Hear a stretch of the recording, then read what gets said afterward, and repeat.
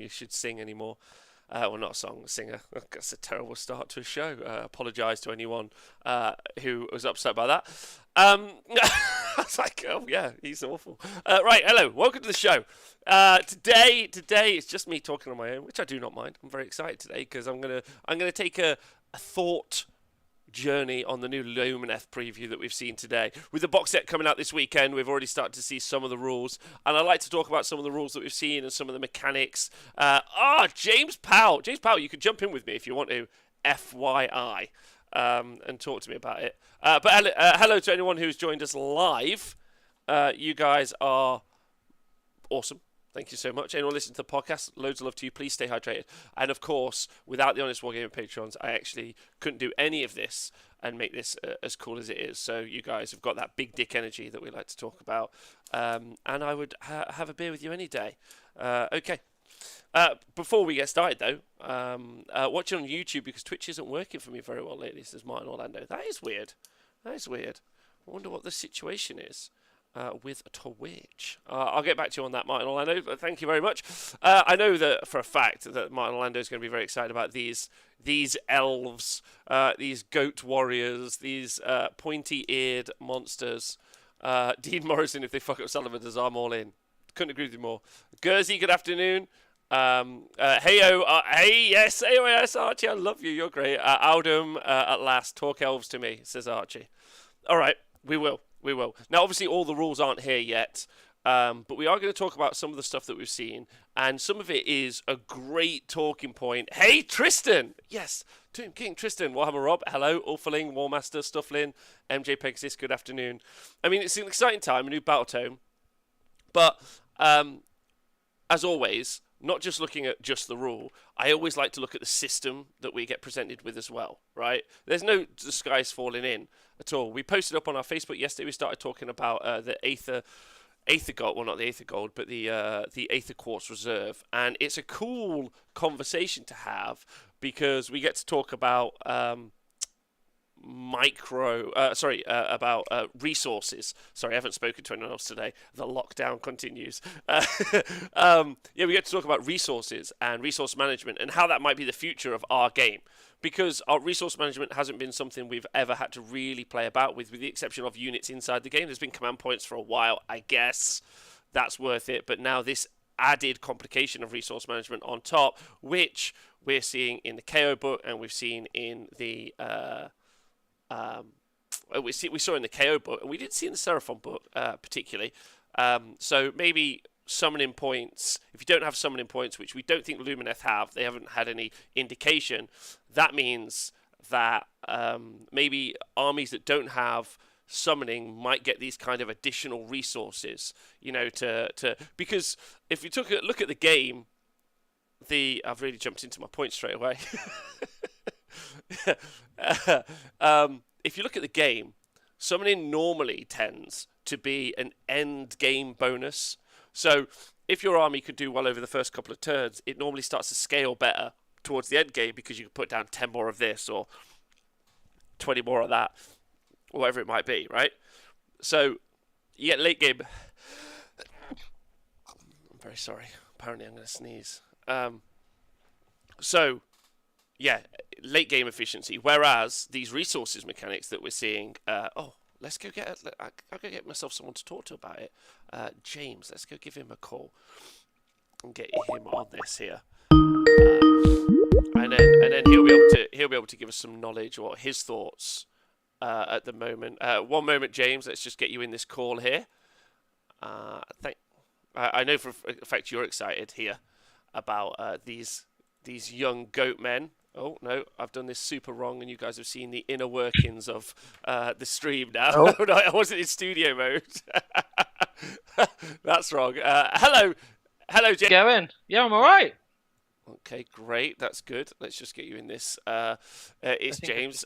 How's your day? Are you still at work? Off work? What's the situation? I work from home, so this is now my lunch break. Oh, okay. You're kind of too far to your left if you'd like to be in shot. Let me. Where am I going? Have I moved it? Yeah. No, you still need to be a bit more. Let's try. Let's find out. There we go. I think I'm in. Hey, K-Dread, Lee Bromley, hello. I like Dave Fraser. I like simple armies with no summoning, no book abilities, etc. AKA Gloom Spite. Yeah, I like books that require little to no thought. That's not true. That's unfair. So James, what we were talking about was I was about to start talking Aether Quartz Reserve. I just want to sit here and keep clapping and shouting. Everyone's a wizard. That's all I want to everyone's, do. everyone's a wizard. Yeah, the elves attended the Harry Potter school, which is fun. And yeah, they're all into their elf houses. Anyway, Aether Quartz Reserve. Have you read this rule? Do you know what it does? It's the one that's a bit like the KO Gold, right? Well, it is and it isn't, right? Like, but it is fundamentally the same mechanic, which I'm actually super hype about. Oh no, I'm sorry everyone Oh, today. that was my fault. Is that right? No, it's my internet is dogged again today. I don't know what's going on. Yeah, Wizard Battleline Unit number 3. You still there, James? Yep, still here. Can you hear me? Yeah. So I'm gonna talk about the reserve as you try and get your camera back wherever you may be in the world. We've lost you. Right, so the Aether Quartz Reserve is each unit in a Lumineth Realmlords army starts the battle with one Aether Quartz Reserve. Once per phase, you can say that one unit will use its Aether Quartz Reserve to use one of the following Aether Quartz Reserve abilities. However, you do not subtract one from that unit's bravery character. You do subtract one from the unit's bravery characters for the rest of the battle. So that's not going to be overly impactful on, let's say, your tech list model, yeah, or your big mountain goat, like, because they don't care. My internet is not magic, I agree. It's me. Hold on. It's me, everyone. It's me, reload. James, you got your camera back or you not? This is, sorry, podcasters. Yeah, should do. There we go. There we go. Perfect. Right, so Aether Quartz Resolve, right? You can say that one unit will use it. So each unit is going to be able to do a thing. And we've seen one of these abilities is Heightened Sentence. You can say this unit will use this ability when it's picked to shoot or fight. If you do so, add 1 to hit rolls for attacks made by that unit until the end of the phase. Or you could do Lightning Reactions during the combat phase, which is your turn to pick a unit to fight. You can pick 2... Oh, no, that's the other Allegiance ability. Or Battle Trait, as they're also known. So, what do you think of this? What are your thoughts, Twitch chat and you? So I'm trying to be really good at the minute, Yeah. and not read everything. Oh. But this is one of the ones I've read. So not that I'm avoiding it completely, but just that. So I know, and I've talked about it before, that sometimes when you read things completely out of context, people kind of go crazy about it. And I've been banging on about playing this army for what, like 6 months. So I was just like, I'm going to avoid it all. I'm going to get the book and just read like what people send me. Okay. So I've had this sent to me because that's exciting. Okay. Yeah, it's a hard one, isn't it?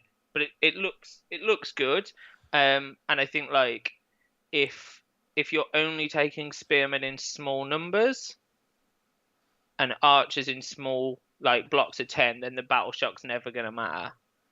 Yeah, I mean, you still have CP, right? So, like, you know, and we don't know if there's ways to ignore Battle Shock, for example, command abilities in auras. We haven't seen any of those elements. So I don't think that concept really needs to play through. What I'd like to discuss is the fact that what they're doing quite clearly is they're front-loading power on units as opposed to back-loading power, like we talked about with summoning, where summoning works better late game.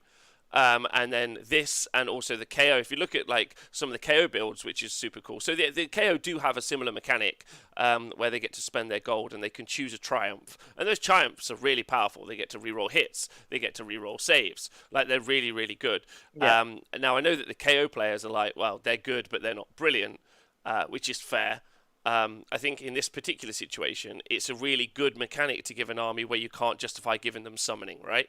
Because you give them something else to tip that power level. So these guys perform better turns 1-2 than they do turns 4-5. But as we've seen in like some really good games on the live stream, that resource management that people do where they'll save, like, let's say they save their blood tithe. Yeah, they save their electric bolts from their eels for a combat later on. You know, we saw a really good game on the TTS recently, where we saw Legion of Chaos Ascendant army, and it really all it did was just save doing Warp Lightning Vortex till it was in turns 3 or 4, till it was in the middle of a combat, and everything was around it, and then it dumped what seemed like not a great position for it to be in, and it just dumped a Warp Lightning Vortex into the middle of everything. Does that make sense? Yep. Yeah, so it was that conserving the resources. So my question to you is how do you feel about doing some extra bookkeeping? Because that's what you'll have to do. And then also, how do you feel about, because that is going to be a thing, Twitch chat, how do you feel about that? And also, how do you feel about being able to front load your power levels quite heartily? If that makes So sense. I think the bookkeeping thing, I think that's the way my Warhammer gaming's gone anyway. I think that's how I play now. Like that stupid last army in Ravagers was all like, oh, this guy's summoned 10, so it's got to be this guy and blah blah blah. So there was a lot to kind of keep up with, and it was 8 casts a turn or whatever. So I think bookkeeping, fine. I think the ability to power things up. So I know, like I've joked about on the stream several times that I'm just going to have 80 archers and that's all. So I like the idea of giving them all +1 to hit. Well, especially good when Dave Fraser makes a great point about KO. In what they have is they have a lot of abilities that do the same thing. So you could use your Aether Gold to reroll hits, but you could also spend a command point to reroll ones. So you got a command ability to reroll ones. Yeah. Whereas +1 to hit is particularly good on an army that I assume is going to hit on 3s pretty much across the board. So you want them to hit on 2s and you want to reroll 1s, which is a command point that you can spend. Thank you, Scrutiny Hugh, for subscribing. Thank you to everyone joining us live. Big love. As long as there are tokens, it shouldn't be too bad. If you make your hero phase maintenance phase and reset the tokens each turn, you're golden. Nice. Also gold. Well, I like it. I like that we are getting a mechanic in the game. It's a little additional thing that we have to think about. It adds a layer of complexity to the game, but not overly complex. And what it does is it gives the Lumineth player some choices. Are you going to use it for +1 to hit? Maybe we'll see it for +1 save. Maybe we'll see it for reroll saves. Maybe we'll see it for about something about +1 save. So I'm not really sure, but I like it as a mechanic because it would be cool if I think Cities of Sigmar struggle late game because once their stuff's dying, their stuff's just dying and that's it. Does that make sense? Yeah. I feel like real life players have options that their Aether Quartz reserves. Lumineth Realmlords players, they can use it to turn one of the baller moves, space them out across turns, balance and pick and choose depending on the flow of the game. Yeah, so it adds a level of tactical depth. So I'm actually about this. I always worry about something like this with an alpha army, where an army can alpha strike and it can just be like, okay, here's a spell that makes this army better. Here's a teleport. And also I'm going to use this once per game ability to do this thing, right? It's particularly strong. I was using Varangard last week on Tabletop Simulator, and I was able to, like, once per battle pile and attack twice. And that was huge. That was huge because I was like, oh, this isn't the turn. I'll save it later. So it was a fun thing being the person responsible for being responsible for that resource and that management of it, if that makes sense. Yeah. Okay. It shows they are proper wrong-uns. I love the little vial of Aether Crack that elves have. It just shows they are proper wrong-uns. I agree with that as well. They all went to wizard school. They can take Kraken. It's fine. Yeah, they can. Question on the screen about, games to design these in-game mechanics to add more depth, and do you think that they will add this type of mechanic to all armies as they update them? I think that it helps to draw a line between the haves and have-nots, like I said. I think, now I don't know anything, but, good justification would be scaling one side to the other side, right? Can I jump in? Yeah. So I think one of the most interesting things, I don't know if anyone watched Monday's show, but obviously on that we discussed a big important question, so you can go back and listen if you want. One of the debates I think that we had was about like the narrative gaming. So I think for me, like the little tiny things that get added to armies that although might be more bookkeeping actually adds, to me, they add to the narrative side of that army. And I know obviously at this minute we don't know why all the elves are holding on to Aether Quartz in depth, but hopefully we'll get that in the book and then it'll make more sense because we know why KO will want a load of gold, don't we? So I think for me that's exciting because it adds a narrative to each army. So the more depth-based rules, I think, each army has, the more intricately kind of personal it makes each army. Okay. That's how I see it. Yeah, I think. Well, we talked about this before. I think the rules follow the narrative, so I think it's fine. But I like this. I like this. I'd like to see this more, like with the Gargants as an example. I wouldn't mind if they carried around some meat, so they got to do one thing once per game, which would be uh,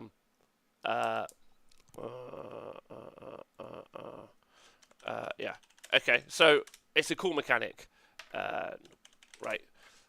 So sorry about everyone about the internet keeps dropping. I'm really sorry about that. I don't know what's happening today. Apparently someone says I should periodically reset my router. Is that a thing? Yeah, I guess so. I do mine every once in a while. Anyway, we already know about lightning fast reactions, which is during the combat phase when it's your turn to pick a unit to fight. You pick 2 eligible units instead of 1, and if you do so, the units can fight one after the other in your choice order, which is good. We're probably though going to see. Like we've got the fast cavalry unit that we know there's a horse unit. We don't know how fast the big mountain goat men are going to be, but I'm assuming the guys on foot aren't going to be particularly fast. The light Voltharian isn't going to be particularly fast because he's on foot. So I think that lightning reactions isn't as impactful as we might think until late in game. Like early doors, It's not that important, but late in game because it's gone. Oh, I just think so. The only thing for me is, and I know we'll get to that rule in a bit, but I opened just while we do this talk just to look, and I've got to the picture of the prettiest spearmen in the mortal realms holding back some clan rats or whatever they are. No, they're plague monks, aren't they? Anyway, doesn't matter. So I think the only other time that it'd be really interesting is if they're playing as like a super castle defensive army, lightning reactions. If you play an alpha army that's going to charge into you, like Iron Jaws, the ability to be like, oh, you've charged my spearman, cool, you've hit me once, now I'm jumping in here and fighting back before you hit me again. I think it's probably got some strength to a castle as well. Yes, I'd agree with that statement. I would agree with that statement, absolutely. So I think, well, I mean, we've got the bowman. We know that that's the thing. And if we get enough magical output coming from the army as well, then it's going to be really strong. So now we've got a very unique Math Mallow, good morning. K-Dre, Colonel Cabbage, Gav War, thanks everyone for joining us. Sorry about the net. We've got a really unique little thing here. The Shining Company. Right, so after a Venari unit is set up, if the base of each model from that unit is touching the bases of 2 or more other models from the same unit, then that unit becomes a Shining Company. That unit remains a Shining Company until after a move, the base of each model in the unit is no longer touching. Basically, if they don't all touch bases, they don't get this bonus, right? Yeah. So they all have to touch base. And the rule is subtract 1 from hit rolls for attacks that target a Shining Company. However, a Shining Company cannot run or charge, and models in the unit can only pile in 3 inches when they pile in. Now, we've already heard and read, reading that also. They only pile in an inch, not 3. Yes, but we also have read before that the spearmen have got 3-inch range weapons. Yeah, so they don't care. So they don't care. So yeah, it's K-Dread. It reads weird, but it's a shield wall basically. They're so pretty. Just so excited. I don't care. I don't care if their rules were good. They're just so pretty. But you're gonna be able to model them like with all their spears outwards, like a porcupine. So they're gonna be able to, which is kind of cool, right? -1 to hit for just how you place them. Now there are some significant disadvantages as well, as stated there. The unit remains. What is it? What was it? No, yeah. So the unit can only cannot run or charge, and models that you can only move 1 inch when they pile in, which is weird, right? So it can't pile an inch. So this is really like after you've run. I don't really understand it. So if they're a Shining Company, you can't run them. Well, so they couldn't run, could they? So they'd already be a Shining Company. So you could move them out of a Shining Company in round 2. Then the next turn you could run them. When turn 1, if you deploy them as a Shining Company, then they can't run in that round or charge. So it basically means that turn 1 they castle in, doesn't it? I mean, it's a castle mechanic. There's no other need for it. I don't see why you'd ever play. Like, you're not going to put your horsemen into a Shining Company unless you think they're going to get shot off the board. No, not. I mean, you probably you. It depends, right? Like, so I guess this is what they want to do: is they want to create a unit that plays a lot more like we would imagine, like people are talking about phalanx elves, like you saw in Lord of the Rings. So you want them to look like a unit of spearmen as opposed to a strung-out line, which is how we normally Yeah. see Age of Sigmar. Problematically, though, is you still would need. I mean, they're on 32 more bases, so that'll take up quite a bit of space, which is good. But if you want them to be touching 2 or more models, like you'll form a square effectively. And what you really want to do, if you want to screen something, is you actually want to just block off all of that movement around. So Yeah. really work in my head, unless you took like maybe 3 phalanxes. If you were like 1, 2, 3 phalanxes, and they were your front line, it works a little bit better then for me. It's super cool. It's super narrative. I don't know how useful it is in game, but it's just such a cool rule.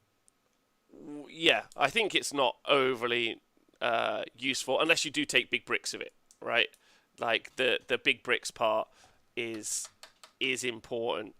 I heard, if anyone's listening and the book hasn't been printed, Games Workshop, that they're 10 points for 10. Oh, we already know. Oh, don't ruin it. Yeah, aren't they 120 points for the spearmen? I no idea. I imagine so. But I like the idea that they're 10 points for 10. So if I say it enough, maybe someone will listen. No, they're not. They're 120 points for the they're 120 points for the spearmen. I think maybe. But someone sent me because it was in the White Dwarf Battle Report. It said how much they were. So hold on, I'll go find it again. Martin Orlando, AOS. Yeah, that's cool. So obviously, Martin's highlighted the fact that because it's after a unit is set up, they become a Shining Company. So unless you can redeploy them, once they lose Shining Company, they can't get it back. So they lose it if if one of them dies, right? Or until after removing a slay model from the unit. Oh no! So you just have to take from the edges continually. Yes. Yeah. I don't think it's going to be. I don't think it's as big a deal as people think. Plus, like, I mean, if you look at netters are much better. Like, sorry, if you look at grots, there's 60 of them. They've got loads of board presence, and then they just make you -1 to hit for being near them. This is a lot more difficult to deal with. So I don't think, as much as it's fun, I don't think it's a big deal or anyone will care. No, but it's cool. Again, like it's that same thing we were talking about just above, isn't it? Like that, or at least for me, it's like writing in a narrative rule. And I'm super excited because somewhere in one of these silly cabinets behind me, I've got for anyone that's old enough, a whole unit of Alcanti Fellowship pikemen. I think I've got 30 of them. Perfect. They could go in. They could go in. Yeah, well, their pikes are about as big, I think. I don't know where they are. They're in there somewhere. But yeah, it reminds me of that kind of cool thing and the old rules for pikes in fantasy. I am Netta's #1 fan. Yeah, it's a cool rule that they've added in, especially, but competitively, let's talk about that for a moment. So it's cool. Anyone who's like, I want to do cool things, great, it's cool. Yep. Is it as functional as we would like it to be? No, but those 3-inch spears make something excellently like that. That's an element that we haven't really like. That's the key part for this. If they're 1-inch spears or 2-inch spears, it would be an issue. But those 3-inch spears means they're going to do a lot of attacks back, which is decent. Can't wait till New Son of Behemoth eats an elf and they suddenly stop being shiny. Stonehewer, I couldn't agree with you more. Or puts an elf down his pants and stops them being shiny. Stardrake comes over and eats one of them out. Yeah, it's definitely how you. Go on.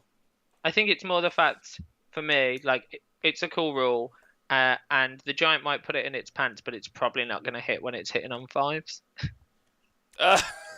It's true. Right. Let's look at the other rules. Alarith units, Alarith units seem to be different to the Venari units. So these are the rock ones, right? Alarith guys. So they're the mountain rock guy and the guy sat on the rock and these hammer rock guys. After armies have been set. Sorry, in that photo is the horseman. Yeah, I think that like they're just more in the background. Just to look pretty. Yeah, okay. Personally.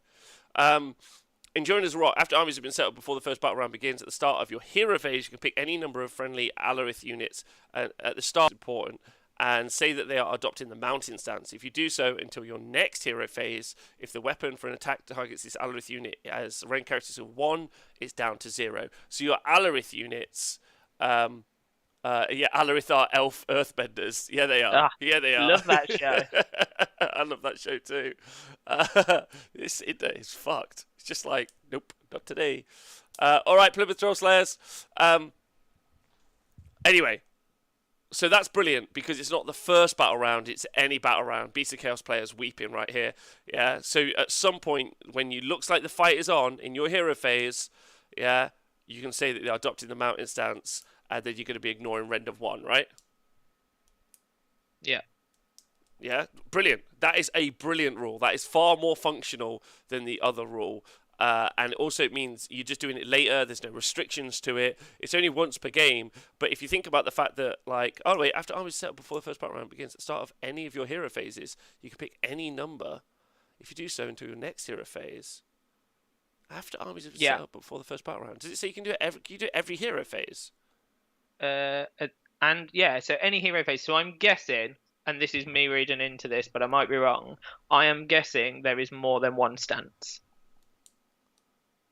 Right. So I'm guessing that what you'll have is one that like ignores rend, maybe one that gives you +1 to your save.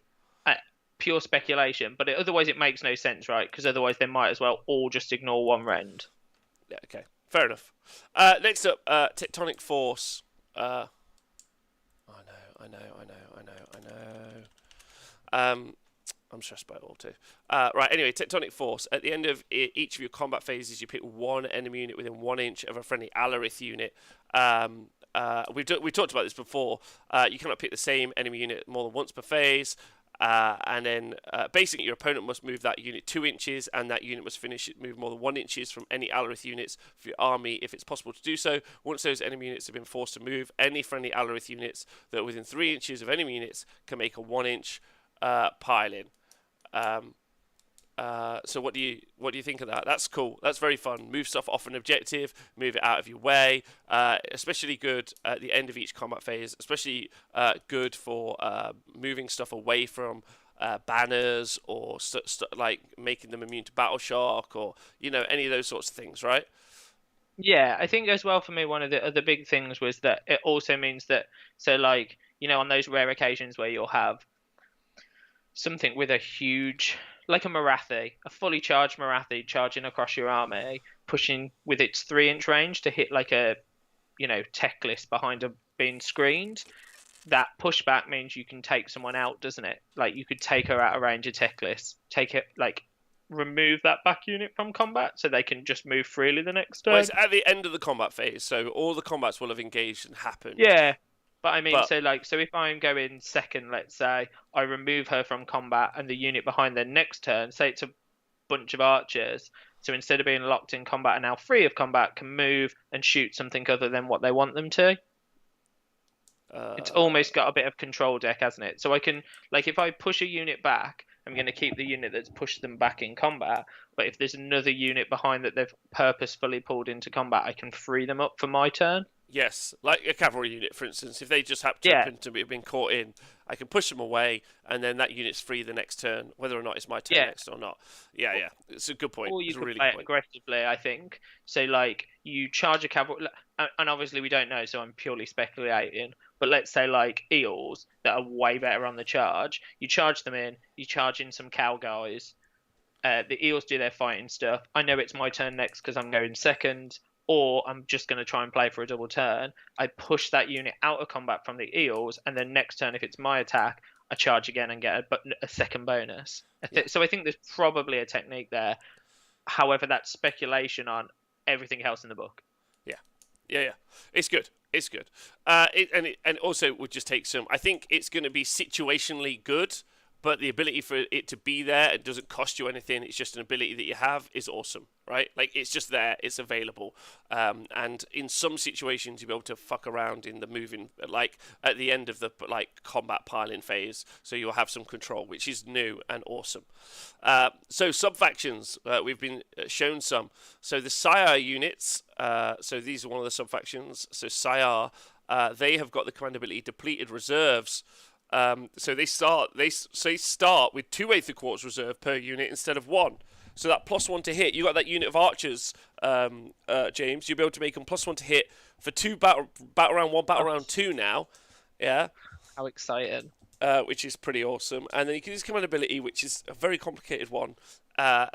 When a friendly Sire unit could use an Aether Quartz reserve ability, even if any friendly Sire units have already done so in the same turn. If you do so, pick one friendly Sire unit that has any Aether Quartz reserves and is wholly within 18 inches of a friendly Sire hero. That unit can use one of its Aether Quartz reserves as well. So now you can have 2 units of archers firing for twice for 2 turns, because you can only use the Aether Quartz per phase. So you could use an Aether Quartz on a unit that's a magician. They're all magicians in the hero phase. And then you could use one in the shooting phase, only on one unit. But now, because of this, you could have 2 wizards with whatever you could do, like with Aether Quartz and wizards, and then 2 shooting. So you're able to just use all that Aether Quartz much quicker and more impactfully. I feel like this is the one that we will see. I haven't seen the others, obviously, yet. Because this is so huge. There's a limitation on being able to make your armies better. This removes that limitation and then doubles the improvement, if that makes sense. So it's huge. Anyway, next up is who are these guys? Does it even say their name? Ilithia. Ilithia Venari. After a friendly Ilithia Venari unit uses a command ability, you can pick one other friendly Ilithia Venari unit within 3 inches of that unit. If you do so, the other unit can also use the command ability without spending command points. You can only use this command ability once per phase, which is weird, right? After a friendly unit uses this command ability, uses a command ability, you can pick another friendly Ilithia unit within 3 inches of that unit. If you do so, that other unit can also use that command ability. So if you make 2... Read the bit below. That's where it gets strong, I think. You can use this command ability in your shooting phase or in the combat phase. If you do so, you pick one friendly Ilithia Venari unit with 2 or more models. It can reroll 1s for hit in that unit. Yeah. So for me, just skim reading that, you have 2 units of archers right by each other. You use Aether Quartz on them, so they're +1 to hit. Then you use that command ability once to give them rerolls 1s to hit, and they're all, let's say they're 3s to hit, so there'd be 2s to hit, rerolling 1s, 2 whole units for 1 command point. Yes. I'm not sure it's as strong as the other one, but it's interesting. Yeah, I think I would rather 2 units shoot twice for 2 turns. Does that make sense? Which is what, so when I read this through, I was like, nah, not into this. But it does, but it also requires your character to stand next to those units. Right, so then, and everyone is a wizard. So one more thing, your baseline units are wizard. Units are every single one of them. Now, you just love that. I'm just so excited. Yeah, Darkfire Demon Rift is super excited, and all the KO who are putting Darkfire Demon Rift in their magical bottle are having a great time in this situation. Yeah. They're really excited about that because this will be fun. And then you've got Sun Metal Weapons, which is a special ability. Sorry, I'm really thrown off by the fact the internet is just it cuts out every half a second. So I'm basically not really online and I'm just pissing everyone off. So I'm going to end the